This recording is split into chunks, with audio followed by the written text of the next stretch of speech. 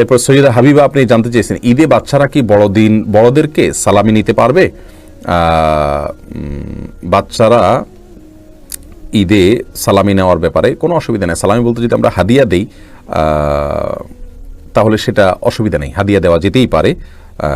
এবং যদি হাদিয়া ছাড়া সালামি বলতে শুধুমাত্র আসসালামু আলাইকুম বলে সালামি নেওয়া, এটা আমাদের দেশের একটা কালচার, সংস্কৃতি, ইসলামের শরিয়ার কোনো বিষয়ের সাথে এটা সরাসরি কোনো সংঘর্ষ বিষয় নাই, বিধায় এটাতে অসুবিধা নেই। বাকি সালাম দিলেই টাকা দিতে হবে এই বিষয়টা তো আর কেউ এরকম মনে করে না। এরকম যদি মনে করতো তাহলে এটা নিষিদ্ধ হতো। অতএব ঈদ উপলক্ষে বাচ্চাদেরকে খুশি করার জন্য তারা সালাম দিল, আমরা তাদেরকে কোনো হাদিয়া দিলাম, এটা ইসলামের শরীয়তের দৃষ্টিকোণ থেকে নিষিদ্ধ কোনো কিছু নয়। এটাকে মানুষ ইবাদত মনে করে না, যেটাকে বেদাত বলবো আমরা। আর যেহেতু ইবাদত হিসাবে করে না, অতএব আমাদের দেশীয় সংস্কৃতি, এখানে কোরআন সুন্নাহ বিরোধী যেহেতু কোনো কিছু সরাসরি নাই, অতএব ইনশাআল্লাহ এটা জায়েজ হবে।